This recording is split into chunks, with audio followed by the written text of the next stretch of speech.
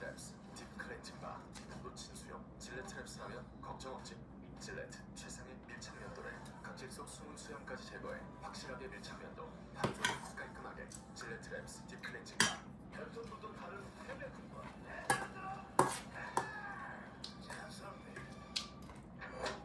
Eggs, milk, bread, ground beef, butter. Prices at the grocery store are going up, especially for people who spend a large amount of their income on food. So a little price shock can have huge effects. Grocery prices that usually go up 1 or 2% a year have started jumping to more like 13% a year. Prices are going up yet again. Sticker shock on store shelves. You probably don't need to be reminded. And now, of course, everyone's blaming COVID and broader inflation, and while those are a part of the explanation, there's actually something bigger going on here. I mean, check this out. Food companies are bringing in record profits. CEOs of those companies are making way more just in the last few years, and shareholders are getting huge payouts. So, what is going on here? That is a question I have had for a long time, and we're sitting here in the kitchen, which is also our...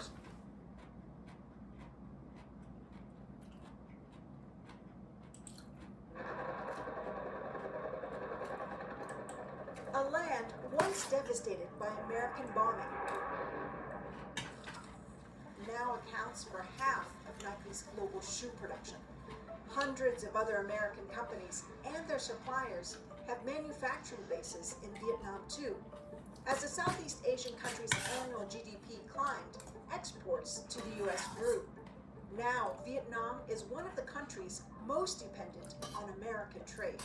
The United States is Vietnam's largest export market. Vietnam's massive trade surplus with the U.S. has made it a key target for Donald Trump. The problem is they charge us 90%. We're going to charge them 46% tariff. If Vietnam were to lose access to the American market, that would have a profound effect. It would ripple across the economy. Which is why this was imperative for the Vietnamese. Across the economy. Which is why this was imperative for the Vietnamese government. President Trump says he's reached a trade deal with Vietnam following weeks of intense diplomacy between the two nations. Unlike military conflicts, trade wars are at least fought without bloodshed. But they can still do damage. And even with a deal, the economic relationship between the U.S. and Vietnam faces an uncertain future.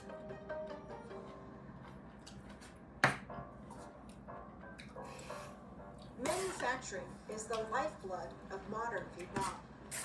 It is now a major player in the global supply chain. It is making everything from Apple iPads to Samsung smartphones, Nike shoes. But Nike is just one of a long list of apparel companies manufacturing in Vietnam. Lululemon, Adidas, Abercrombie, and others source huge percentages of their products here. Since the turn of the millennium, global brands have reshaped the appearance of provinces like Dong Nai, where clusters of factories now produce and export everything from t-shirts to specialized machine parts. Exports in general represent about 90% of GDP. It's absolutely critical for the growth of the economy, of lifting people out of poverty. And after the last American troops withdrew in 1973, there was a lot of that. Post-war Vietnam was one of the world's poorest countries. It had been drained of resources after years and years of war. Vietnam suffered significantly under collectivism in the 80s, and because of the fall of the Soviet Union at the same time and that economic policy, it had to reform. The government began to relax its control of the economy and created policies to attract foreign investors. That included tax incentives, building out the right infrastructure that these companies wanted, and generally having a very open attitude to global manufacturers looking at Vietnam. Bolstered by the country's cheap, hardworking, relatively young and educated labor force, as well as political stability and proximity to China, the strategy worked. More than $600 billion of foreign investment has flowed in since 1988. Exports have surged, and as we've heard, now make up about 90% of the country's GDP. As much as 30% of those land in the US, making America's trade deficit with Vietnam its third largest by country, behind only China and Mexico. And that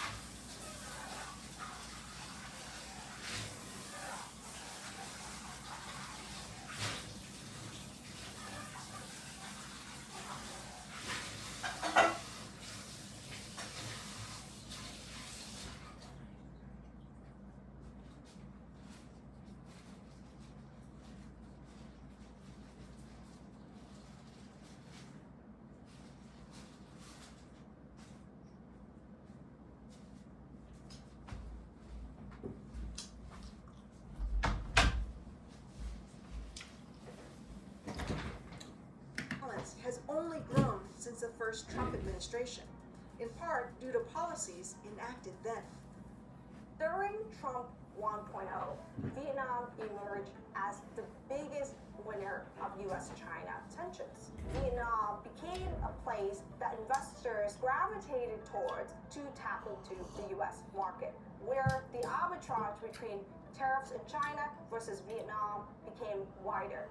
This was part of a hedging strategy known as China Plus One, where companies began relocating some production to Vietnam to avoid tariffs slammed on Chinese goods. A good example could be footwear, where the global economy continues to depend on China. Vietnam is a key alternative to that. Jung Min Khoi is a manager at Yangcheng Wooden Industries, which makes and exports wood furniture to the US. He remembers the impact of Trump 1.0 well. Thì đồ gỗ của Trung Quốc chịu đánh thuế 25%, trong khi Việt Nam thì chưa chịu đánh thuế, thì khách hàng của mình và các khách hàng của bên Mỹ họ chuyển rất nhiều đơn hàng từ Trung Quốc vào Việt Nam. Trump 2.0 is very different in that instead of targeting China alone, which Vietnam benefited from, we now seeing tariffs on Vietnam itself. Vietnam's government anticipated some sort of tariff from the Trump White House. They did not anticipate a 46% tariff. They were shocked, to put it bluntly. Liberation Day. The impact of the announcement was immediate. 97-98% cái hàng của mình sẽ xuất đi Mỹ.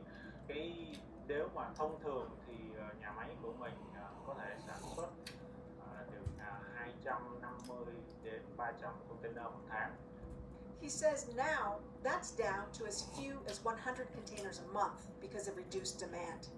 This will likely have a ripple effect on communities around manufacturing hubs.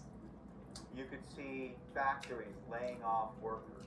You could see plants perhaps shutting down. Vietnam isn't alone in facing these effects. What sets it apart is the potential scale of them. It's one reason the government has responded so proactively. They were one of the first governments to reach out to the White House and say, hey, let's start talking.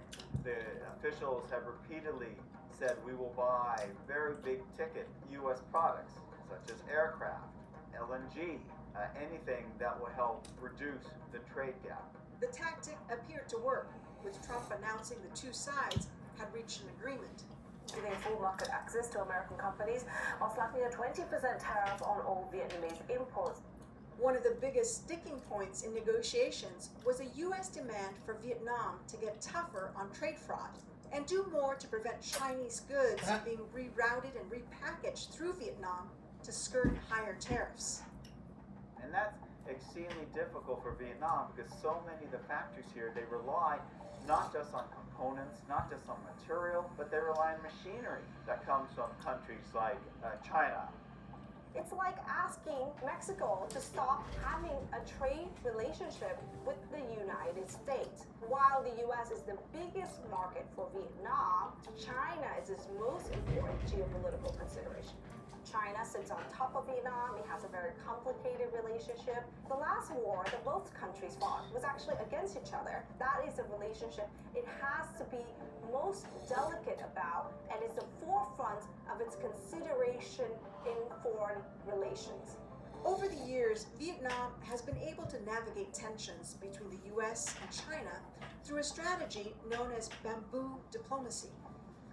Vietnam, like a bamboo, knows how to bend in the wind, so to speak. When the winds are shifting, it knows how to shift along with it. They have learned how to dance between these big giants, between Washington and Beijing.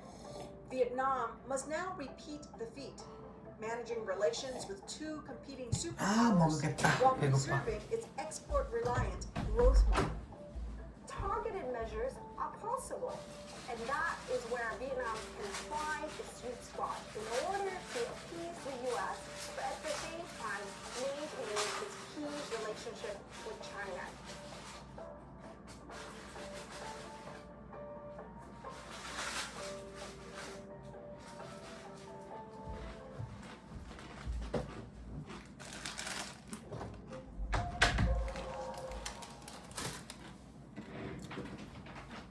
What would you say to somebody that hasn't tried therapy before? Just ask yourself if what you're doing in your life right now is working. If you have peace.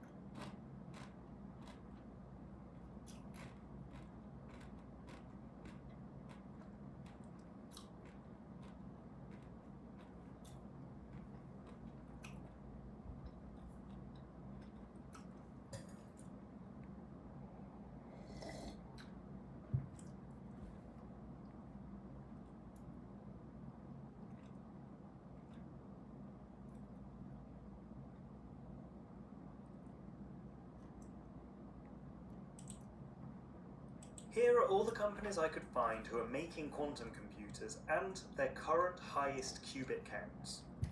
I've arranged them according to the approach to quantum computing that they're taking, and I explained these different approaches in my last video, The Map of Quantum Computing, so you may want to watch that as well if you haven't seen it. The yellow numbers are for universal quantum computing qubits, and the orange numbers are for a range of different non-universal quantum computers or simulators, things that are really interesting, but you can't compare them directly with the universal quantum computers. For completeness, I've also included a load of non-hardware companies and software packages as well.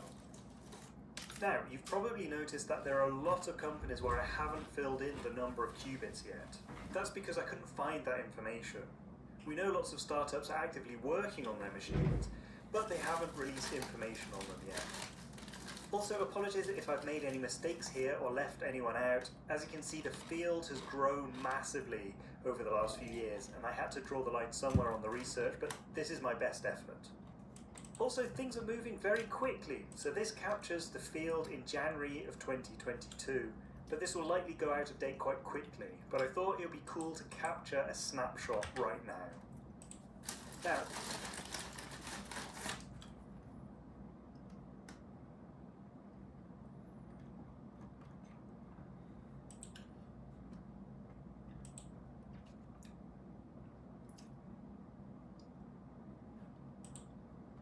Hello, world.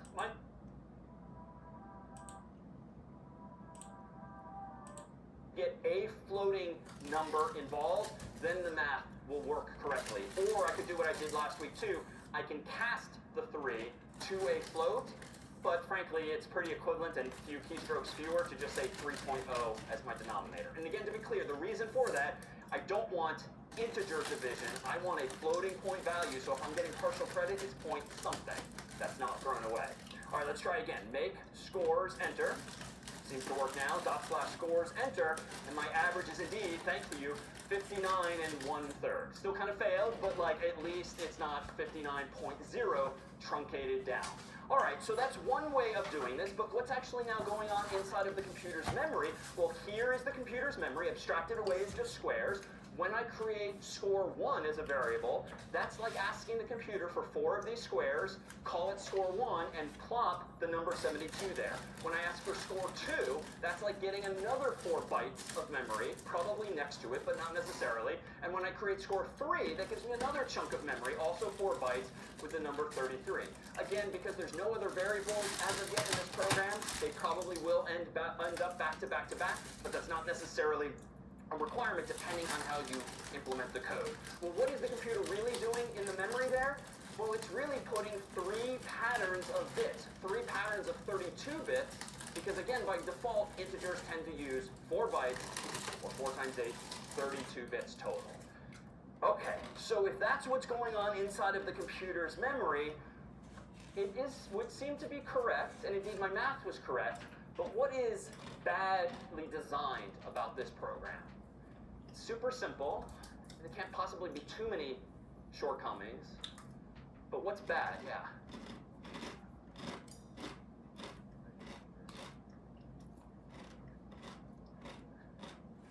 Yeah, really well said. So if I want to add in more scores, like next week a 4th score, then a 5th score, then a 6th score, well, I can just kind of modify the code and add a line here, but then I have to add like the variable here. Like it's not very well maintained. And honestly, if you kind of let your mind extrapolate, what if I've got like 10 scores or 100 scores over the course of like years of college? Does it really seem like good design to have int score 45?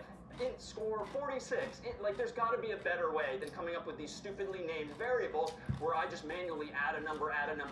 Wouldn't it be nice to just call all of them collectively scores and not have to create individually all of these unique names? And frankly, I don't have to call them score 1, score 2, score 3. I could have called it A, B, C, or something arbitrary like that, but that's even less clear. It would be nice to just call them all collectively one thing. Well, it turns out that there is a way to address this, and to do better than this in code, we're going to introduce the first of our data structures this week in class, whereby we can introduce the notion of an array. An array is a sequence of values back to back in memory. An array is a sequence of values back to back or contiguous in memory, all of which are the same data type. So int, or char, or something else along those lines. And the syntax for creating a single variable that contains not one, but any number of values is relatively simple in C. You simply specify what type you want the values to be, int. What do you want the name of the variable to be? Scores, plural, just for clarity. And how many integers do you want to be associated with this variable called scores? You use square brackets, which is something new now, but the square brackets indicate, hey, compiler, this is an array of 3 integers that will give me access to all 3 back to back in memory. So if I want to now initialize each of these values to numbers, the syntax is pretty similar to before, but I don't have to come up with new variable names for each of them. I can instead keep using this square bracket technique as follows. To initialize the first score, I can say scores, bracket 0 equals 72, semicolon. The second one is scores bracket 1. The third is scores bracket 2. They are 0 indexed, so to speak. As before, we're almost always going to start counting from 0 in C and in most other languages. So 0 is the first, 1 is the second, 2 is the third. But notice these aren't separate variable names now. They're all called scores, but I am indexing into the array by jumping to a specific location. The first one, the second one, or the third one. First, middle, last, so to speak. So if I want to use this technique now, let me actually go back to VS Code here, and let me modify my version of scores as follows. I'm not going to quite do what you recommended over there a moment ago, which is to sort of avoid repeating myself a few times, but I am going to clean this up. I'm going to say int scores bracket 3 to give me an array of 3 values. Then I'm going to manually say scores bracket 0 equals 72. Scores bracket 1 equals 73. Scores bracket 2 equals 33, semicolon. And then down here, I have to change my formula to be scores bracket 0, scores bracket 1, scores bracket 3, so I have to, scores bracket 2, and then divided by 3.0 for the same reason as before. If I open my terminal now, clear it, make scores again, means the compile /scores still gives me the same value, but it's a little better designed. I've got one variable now with 3 spots in it instead of 3 variables, and God forbid even more if I want more and more of these values. Well, what is now going on in the computer's memory? Well, these 3 lines of code now look fundamentally the same. 4 bytes, 4 bytes, 4 bytes, but the names that the computer is giving them is scores bracket 0, scores bracket 1, scores bracket 2, and to be clear, it's one variable, but this is saying go to the first location, location 0, go to the second location, aka location 1, go to the third location, aka location 2. Gets a little confusing that everything's off by 1, but you get used to it over time. So if that's what's going on inside of the computer's memory, let's actually tinker with it further, and toward this end of making it even better ultimately, let me propose that we go back here and maybe modify this as follows. Instead of hard coding my 3 scores, 72, 73, 33, and then having to like update this code next week, and then update it in 2 weeks by adding more and more scores to it, what would be the right programming technique here to like just prompt me again and again? Like loop again, right? We don't have to write all of these lines of nearly identical code, so let me do this. Let me get rid of these 3 lines, which look like copy-paste, except for the changing number. Let's do 4, int I is 0, I less than 3, so I'm not going to screw up this time, not less than or equal to, but less than 3, I plus plus. Then inside of this for loop, let's go ahead and use this syntax. Scores, bracket I, equals, let's actually ask the user now for their score rather than hard-code it at all using getInt like this. So we're using the square brackets now in a few different ways, even though the rest of the code is now the same. In this line of code, I'm declaring the variable called scores to be an array of size 3 integers. Kind of a mouthful, but that's all that's going on there. When I use the array later, I don't have to say int ever again. That was just to tell the computer once what types of values do I want to put in here. Hereafter, I can just say scores bracket I.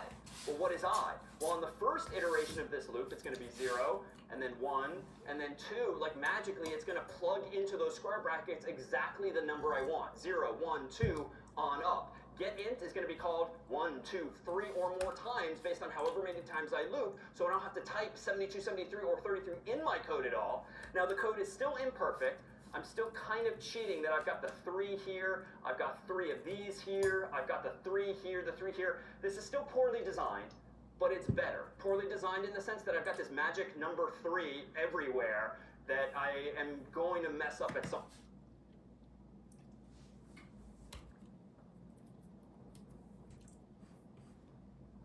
point. If I change it to a 4, I bet you I'm going to miss one of those locations, so we should probably improve that as well. Well, let me go ahead and just confirm that I didn't make things worse. Make scores. I did. What did I do wrong here? Error. Call to undeclared function getInt. Yeah, I didn't include cs50-h. That's why the compiler just doesn't know what a getInt even is, so that's an easy fix. Let me go ahead and type that in here, clear my terminal, rerun make scores. Okay, now we're back in business, /scores. Now I'll type them in when prompted by getInt. 72, 73, 33, and I'm still getting the math correctly. But I can do a little better, so let me hide my terminal window. Let's get rid of this magic number 3. And I didn't make things worse. Make scores. I did. What did I do wrong here? Error. Call to undeclared function getInt. Yeah, I didn't include cs50-h. That's why the compiler just does.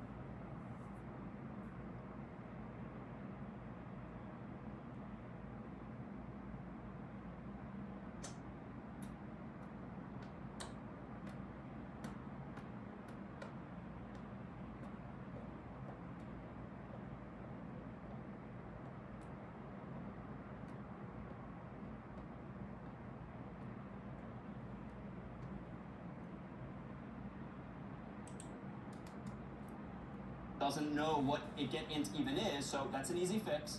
Let me go ahead and type that in here, clear my terminal, rerun make scores. Okay, now we're back in business, /scores. Now I'll type them in when prompted by getInt. 72, 73, 33, and I'm still getting the math correctly. But I can do a little better. So let me hide my terminal window. Let's get rid of this magic number 3. How can I do this? Well, I could do something like this. Int and maybe capital N equals 3 for a number that's not changing, but actually there's a technique. If you want to tell the computer, don't even let me change this number, what can I write on line 6 before int? Const. We haven't used it much, but this is just a way of protecting you from yourself or protecting your code from some dumb colleague who goes in and tries to change a number that they are not supposed to. So const int n equals 3 means this variable shall be forever the value 3. What can I then do with this? Well, I'm going to change the 3 here to n, the 3 here to n, and down here it's kind of a step backwards. I don't want to do n just yet, but I can cast this to a float to make sure that that 3 is treated as though it's 3.0. Now I capitalized n just by convention. Generally when you use constants, humans tend to like capital. Why? Because it just jumps out to the reader, wait a minute, like this is capitalized for some reason. That usually means it's meant to be a constant, just as a little visual heuristic. This is still imperfect, because I'm still assuming that n is always going to be 3, but one problem at a time. Let me open my terminal, make scores, /scores, 72, 73, 33. Code still seems to be behaving correctly, except for, notice this time we're seeing a bit of an artifact. Now suddenly I lost a 1, 10, 100,000, 10,000, 1 millionth of a point. So the rounding's a little different, but that's because fundamentally when dealing with floats, they are going to be imprecise. Maybe not very imprecise, but slightly imprecise. Thus far, we were getting an additional 3 there, not a 2. That's just a side effect per last week's discussion. Well, let me go ahead and do this. Instead of typing this one out myself, let me go ahead and grab sort of from the oven already cooked a program called Scores version 5, which I wrote in advance, which now has everything. So this is a lot on the screen all at once, but let's focus on what's similar. I'm including cs50.h and standardio.h. I'm declaring a const. Notice though that I've put it at the top of my file instead of inside of main, and that's okay. It is sometimes okay and a good idea to put your constants outside of functions so that if I do want to change it somewhere, it's obvious where to change it. It's not buried in some function, it's at the very top of the file where it's more obvious to the reader. Notice now, I've introduced a function called average, more on that in a moment, because the problem I still had was even though I had 3, 3, 3 in a variable, I was still manually adding scores 0, scores 1, scores 2. What about scores 3, 4, 5, 6 as the program grows? Well, how am I solving this? Well, notice this. In main now, I'm giving myself access to n scores. So whatever n is, make the array big enough. And this is a cool technique with arrays. If you don't know when you write the code what the size is, just use a variable. And the computer will give you an array of that many spots.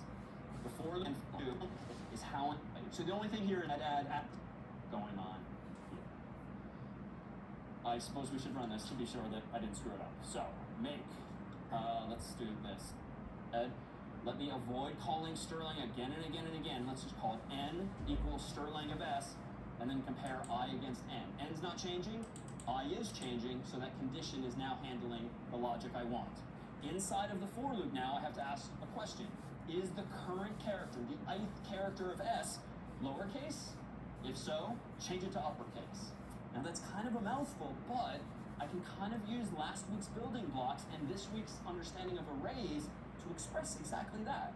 So if it is the case that s bracket I, so the ith character in s, is greater than or equal to lowercase a, and s bracket I is less than or equal to quote unquote z, then I want to go ahead and change s bracket I to uppercase. I don't know how yet, so I'm just putting a comment, putting in pseudocode. Else, if it's not lowercase, then just print s bracket I.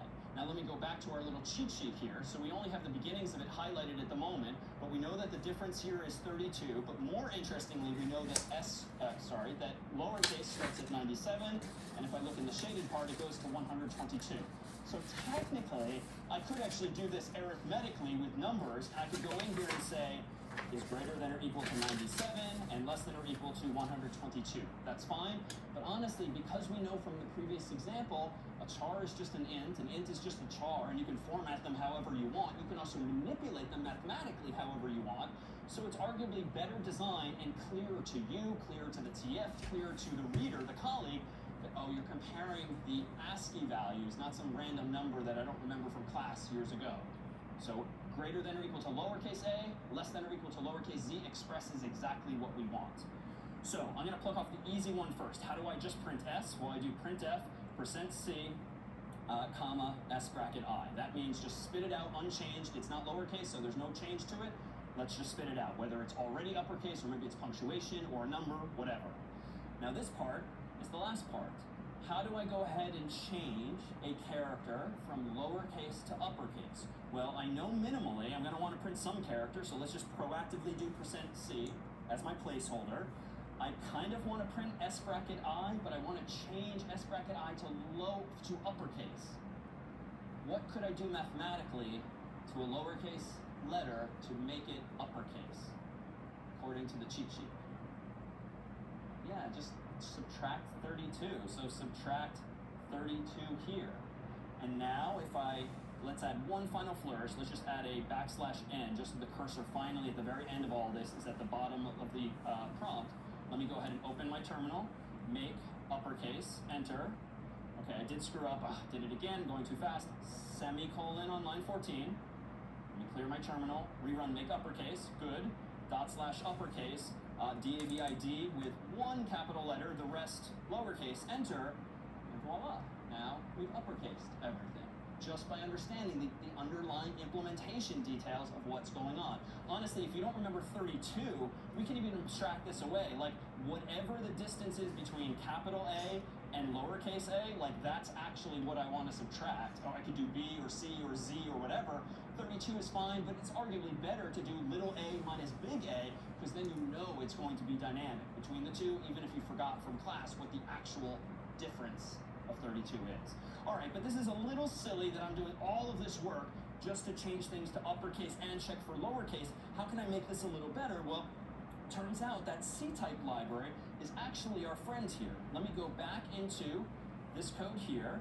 Let me include my C-type library, and it's not necessary, but I tend to alphabetize things just because then at a glance I can see what header files am I actually using, and I'll know if something is missing. Let me go into my code here, and you know what? Instead of doing all of this, it turns out that in the C-type library, there was a function called toUpper.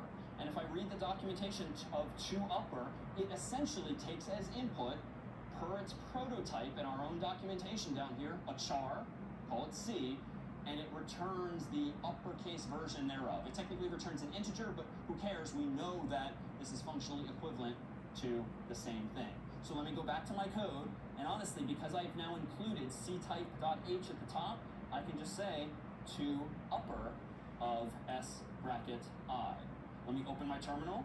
Let me rerun make uppercase, / uppercase, / uppercase, DAVID, and now it's still the same.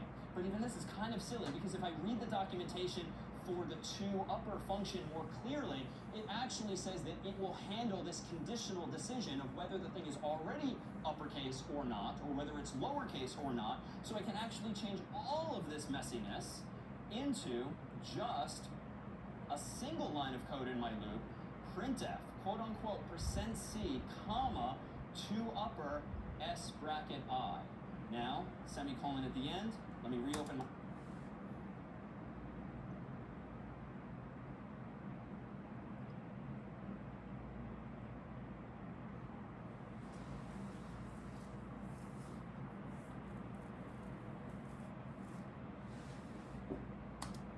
my terminal window, make uppercase, / uppercase, DAVID yet again, that to work. So again, like libraries are your friend, or designing a function once and then somehow reusing it, which is another technique we'll introduce over time, will save you time in the long run. Once you have invented one wheel, you do not need another for the same problem, so to speak.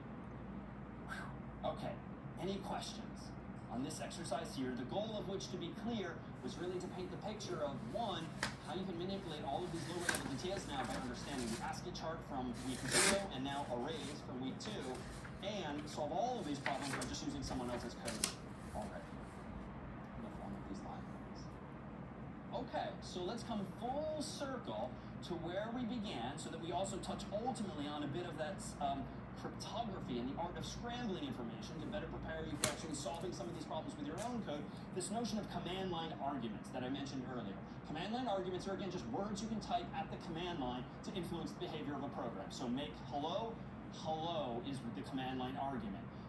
Clang hello.c, hello.c is the command line argument. Hello -o, hello, hello.c, -o, and hello.c are the command line arguments, plural. So how do we actually write code that accesses words at the command line? Because thus far, we have not written any code, any programs that can do that. But make can, and clang can, and other programs can as well. So how do we make our own? Well, up until now, this has been how we've implemented main. We've just been asking you to take on faith that it returns an int always, even though that hasn't been useful for anything yet. And we've always specified that main takes no input, so just write void. I've been literally typing this for every program, as did you, presumably for problem set 1. Well, it turns out that you can actually change the void in main to be something else if you want your program to accept command line arguments, words at the prompt when you run your own code. And you can change this void, it's a bit of a mouthful, to be this whole thing instead. Now, it's long at a glance, but what is it? It's 2 arguments. One is an int, one is a string, technically an array of strings. So this is why we introduced that syntax earlier.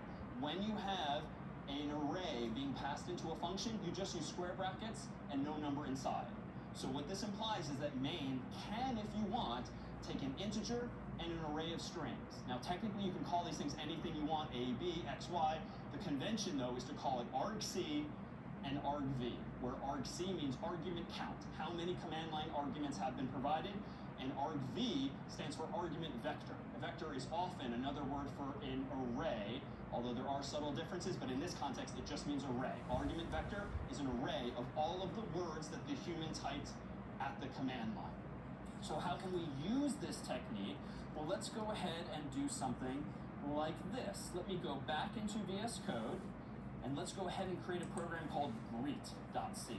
So in greet.c, let's write a program that just greets the user, but instead of using getString, let's just ask them for their name at the command line so they can take it all at once and enter and be done with it. They don't have to wait and be prompted and then hit enter. So let's go ahead and include cs50.h. Let's go ahead and include standard.io.h,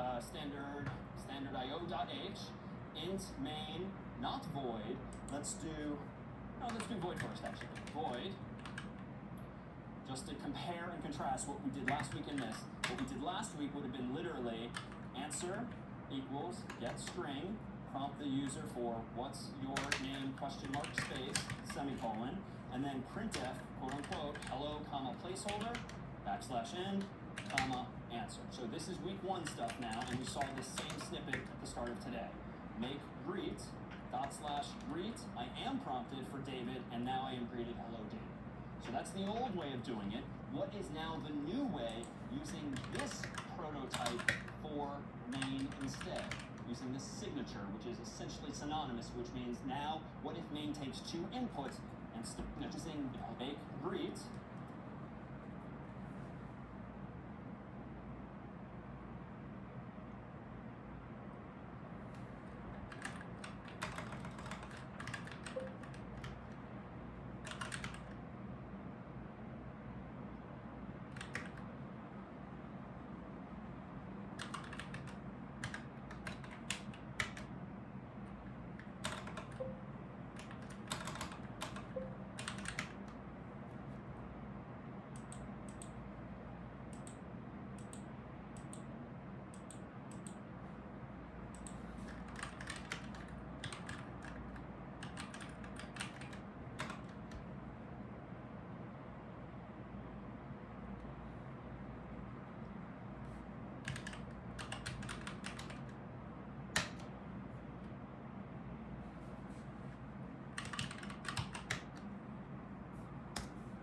/greet. I am prompted for David, and now I am greeted, hello David.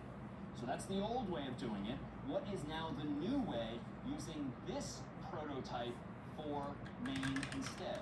Using this signature, which is essentially synonymous, which means now, what if main takes 2 inputs and still returns 1 output? Let me go ahead and, in my second incarnation here, let's tweak this as follows. Let's get rid of all of this.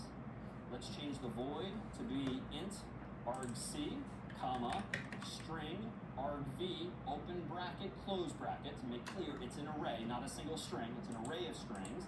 And then inside of this function, let's do this. Printf, quote unquote, hello, comma, placeholder, \n, like always, but what do we want to print? Well, if argv is an array, let me do get rid of all of this. Let's change the void to be int argc, comma, string argv, open bracket, close bracket, to make clear it's an array, not a single string, it's an array of strings. And then inside of this function, let's do this. Printf, quote unquote, hello, comma, placeholder, \n, like always, but what do we want to print? Well, if argv is an array, let me do argv, bracket 0, maybe, semicolon, and that's it. Let me now open my terminal window. Let me again do make greet, /greet, and this is going to look a little weird, but here we go, /greet David. You'd think this would now say hello, comma, David, but it says hello.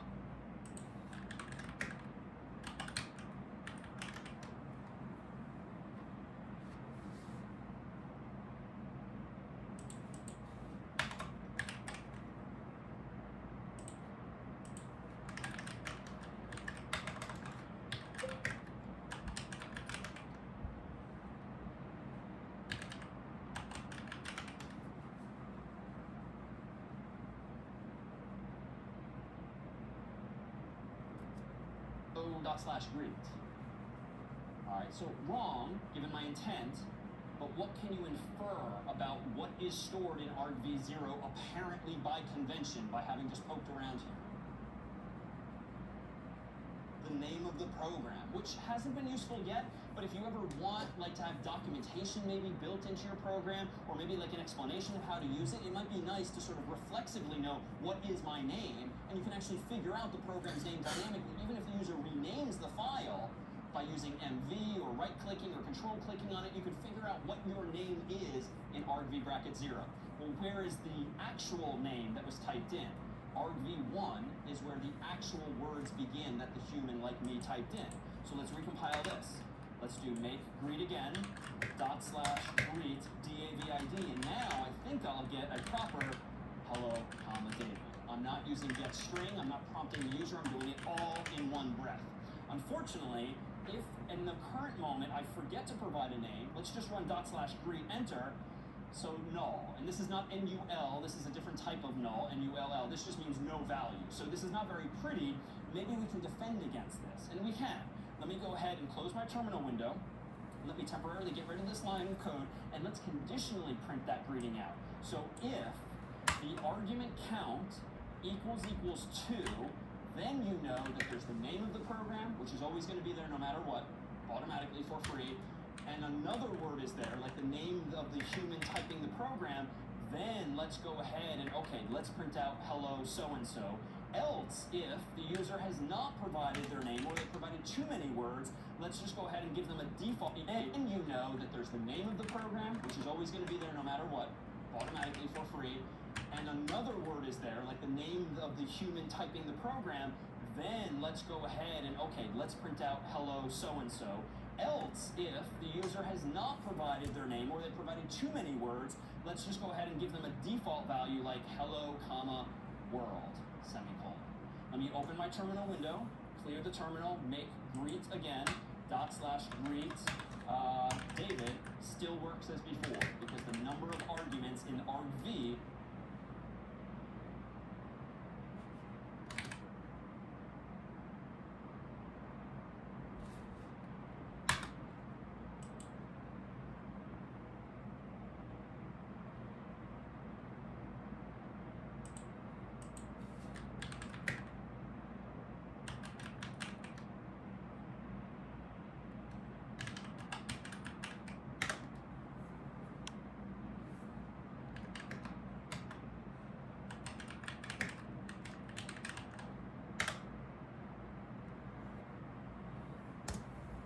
is 2, the name of the program and whatever I typed in.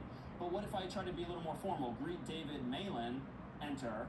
It just ignores that because now the argument count is presumably 3, and we didn't handle that, so I can't even greet people with last names, but that's fine. Similarly, if I just do /greet and no name, that's also not 2, so we again get the default value. But at least now, there's no way this code is going to print out null weirdly, because I'm at least handling and checking how many characters there actually is. You can do other things with this too now. If I were to sort of iterate over all of the words typed in, I could do this. For int I is 0, I less than argc, I plus plus. So relatively simple for you. I can print out %s, comma n, and then argv bracket I. So what am I doing here? Well, let's just try. I did that fast, but let's do make greet, /greet, David Malin. What am I going to see on the screen? Program name, my last name. If I type in more words, so maybe I do David, middle initial, J, Malin, I just get 1 per line. So again, there's really nothing intellectually that interesting going on here. We just have a new integer, conventionally called argc, that tells us how many arguments there are. There is a new array called argv, conventionally. That's just the array of words that were typed in. So we can use last week's techniques with for loops, which are the exact same idea of loops from week 0, to just iterate over these things. So again, the syntax is new. It's going to be hard to remember, and even I've screwed up multiple times, but it's just going to come with practice. What's important is to understand the ideas underlying this and why these things work, not like where the quotes and square brackets must be, because that will come indeed with practice. All right, so this is actually a fun way to demonstrate this is this. This is not sort of educationally redeeming, but it's fun to show. Let me actually maximize my terminal window. It turns out that there's a lot of programs that come with systems like the operating system we're using called Linux, which is again the operating system running in the cloud underneath the hood of VS Code in your terminal window. ASCII art, which is a phrase I've tossed out there a couple of times, is like using the characters on your keyboard to depict things, people, places, things, animals, or the like. Well, we can actually use kind of a fun program called cowsay, which again is really just for fun, but it does take command line arguments, and just for fun, I thought I'd share these. So if I want to go ahead and run cowsay, let me do cowsay moo, enter, and apparently this program's purpose in life is to print a cow using ASCII art and then put the word you type as the command line argument in there. If I change the word to be longer, like moo, enter, the ASCII art sort of adapts. So someone spent like a bunch of hours to figure out how to format this dynamically to make things look nice. They also added some other features whereby with additional command line arguments, it doesn't just have to be a cow saying things, it can be like a duck. So the program is still called cowsay, but if you change the mode to be that of duck, and then say something like quack, also added some other features whereby with additional command line arguments, it doesn't just have to be a cow saying things, it can be like a duck. So the program is still called cowsay, but if you change the mode to be that of duck, and then say something like quack, you'll see 3 command line arguments now, and thus, when I hit enter, now we have a cute little duck quacking, and perhaps especially fun is this, cowsay -f dragon, like roar, enter, you get this crazy thing that took someone way too long to create. So again, nothing enter.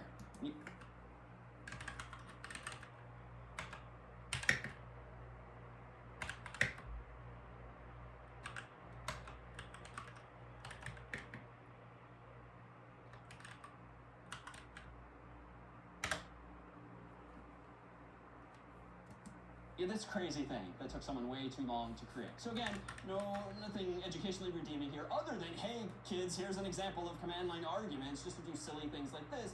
It's a very common technique to more efficiently provide inputs to programs. So there's only one last thing to distill about main, which we've been asking you since last week to take on faith, is why does main return an int? Even though we've not been doing anything with that, we didn't even know what the return values were initially.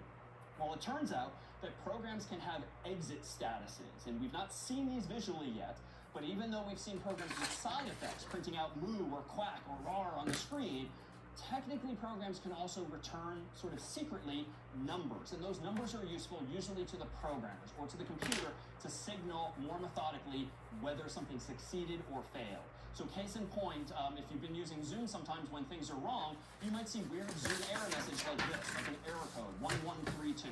That means means nothing to the layperson, but odds are there's one or more employees at Zoom that know, oh shoot, they're seeing error code 1132. That is because we wrote code that returns this value in certain situations that indicate failure. This is a little different, but more of us are probably familiar with other numbers in the real world, like 404, whereby you go to a web page where the URL is wrong, the file's been deleted, you're in the wrong place. 404 is similarly a number that to a computer indicates what has gone wrong because some human decided 404 shall mean file not found, for instance. So it's a little different from C code, but same idea. Numbers are used to standardize what can go wrong in programs. So if we look back at C, here is the way we define C main most recently, and we're now taking command line arguments. It turns out though that as before, main still and should always be returning an integer, even though we've done nothing with it, even if you don't have command line arguments. So in fact, we can take a step backwards there and consider exactly what this int does for us. Let me go back to VS Code, shrink down my terminal, and close our old example. Let's make one final program here called status.c, because these integers are called status codes, for instance. Well, let's do this. Include cs50.h, include standardio.h, int main, and I'll stick with void because we're sort of done with command line arguments for now. No, we're not.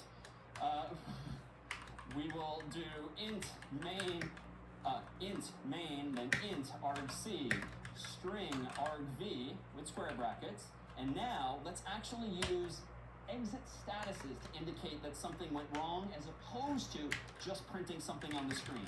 So I'm going to do this. If argc does not equal 2, so I'm going to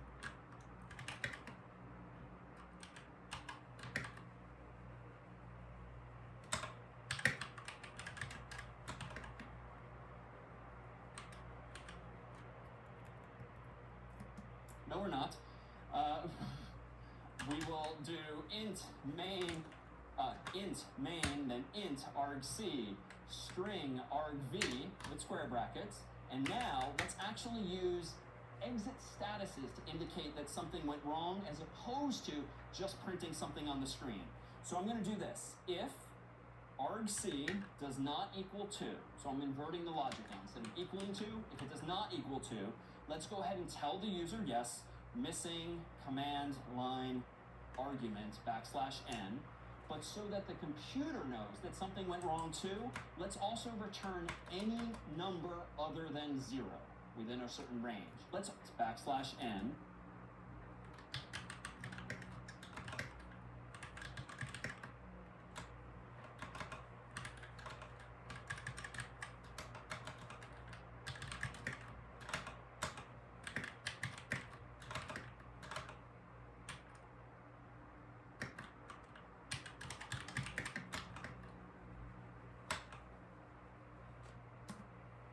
But so that the computer knows that something went wrong too, let's also return any number other than 0 within a certain range.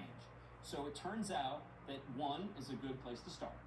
Otherwise, if all went well, and I can say, in fact, hello, comma, placeholder, and then plug in argv bracket name as before, let's explicitly indicate to the computer that all is well and successful and return 0.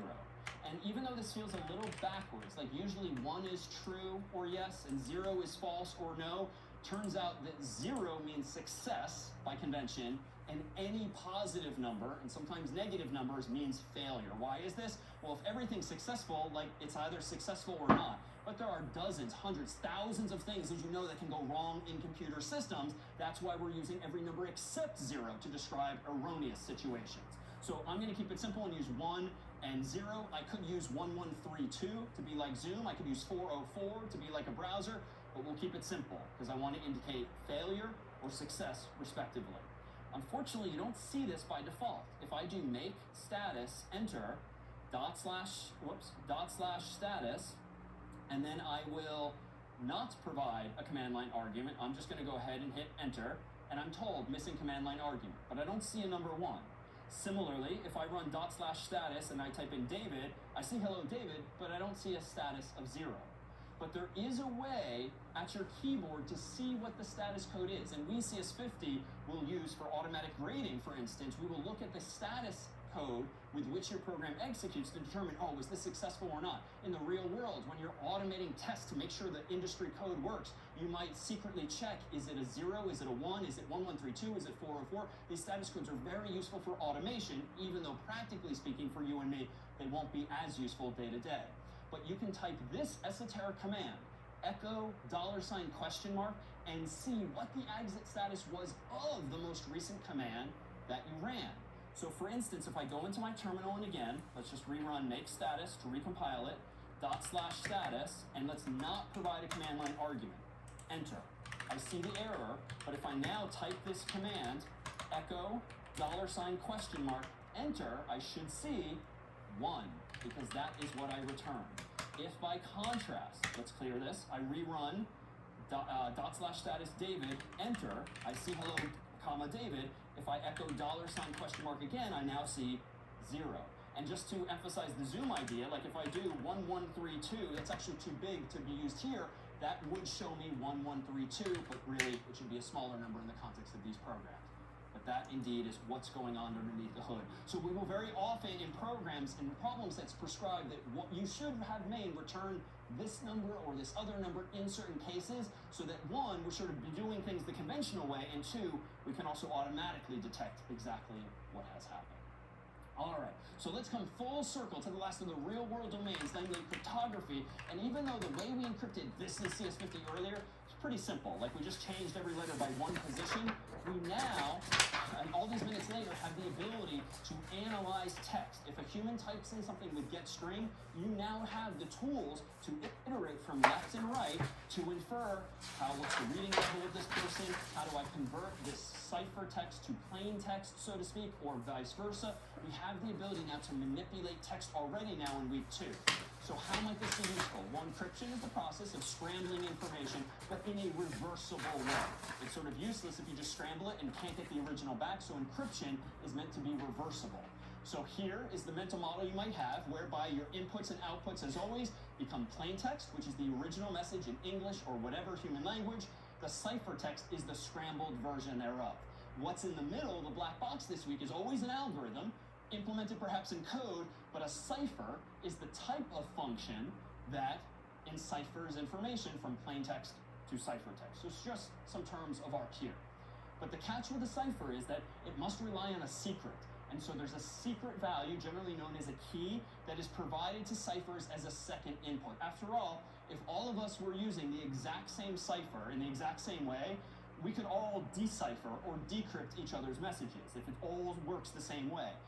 But not if we all choose a secret key, like a big random number that only I and the recipient know. Then you guys can use the exact same algorithm, but without my key, you're going to be trying all day long to figure out what my key was, at least so long as we pick a big random enough value. So how does that work?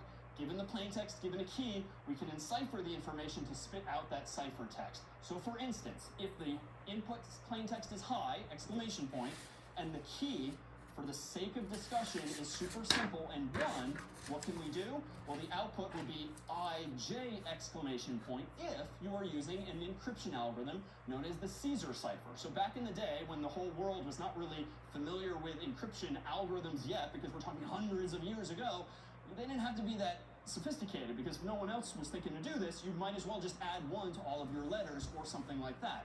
So generally, it's believed that Caesar was among those who used rotational or ciphers like this, whereby A becomes B, B becomes C, or maybe you use bigger numbers and rotate more than one place. It's pretty secure if you're the only one on the planet doing it at that time. Meanwhile, 1 plus high would give us IJ exclamation point, because I plus 1 gives us I, H plus 1 gives us I, and I plus 1 gives us J. And in this scenario, numbers, punctuation just gets passed through unchanged, which is why I leaked the number 50 before, even though this is CS was properly encrypted. Meanwhile, if we want to make things a little more sophisticated, we could use 13. And in fact, a special case of the Caesar cipher with an input of 13 on the internet is called ROT13, R-O-T 13, which just means rotate the letters 13 places. So adding 13 to H and I gives us U and V. if you got too close to the end of the alphabet, you just wrap around from Z to A. And in fact, that's going to be one of the challenges for this coming week's problems, is to figure out if you're encrypting something with letters of the alphabet that are a little later, how do you indeed wrap around so you get back to A's and B's and C's? Meanwhile, if we do something that's a little more compelling, like you wanted to pass a note to someone in class yesteryear and you're worried about the teacher intercepting it and that message is super sensitive, like I love you, well, you probably want to use something bigger than 1, maybe 13, because a teacher, upon seeing this written on a sheet of paper, probably isn't going to try and probably isn't going to care to decrypt it, but they could, right? If we're only using a relatively small key of 1 or 13 or 14 or 15, they could, if they really cared, just brute force their way through it. And this is actually a technical term, much like in yesteryear, sort of using a battering ram to like brute force your way into a castle door, for instance. Brute force digitally means try 1, try 2, try 3, try 4, ... try all possible keys, and eventually the plain text is going to pop back out if you have enough time. So the world has much fancier encryption algorithms nowadays than this, but we begin by using this as representative of those. The math has, of course, gotten more sophisticated. This is not a good key to use, right? There's this internet joke for sort of people in the know online and on Reddit, like, oh, ROT 26 is twice as secure as ROT 13. Why is that funny? Right, it's the same thing, right? A to A, B to B, right? This just literally gives you the same message. So don't believe everything you read, for instance, online. So what about decryption? Well, in the case of the Caesar cipher, it's just the opposite. Instead of adding 1 or adding 13, you'd subtract 1 or you subtract 13. So for instance, here might be a message a little different from the one with which it began, whereby if we subtract 1 from each of those, we can decrypt this. So for a final flourish here, and for a taste of what lies ahead for problem set 2, what happens if you subtract 1 from U? What do you get? T, and then H, and then I, and then S, and then W, A, S, C, S, and this was CS50. We'll see you next week.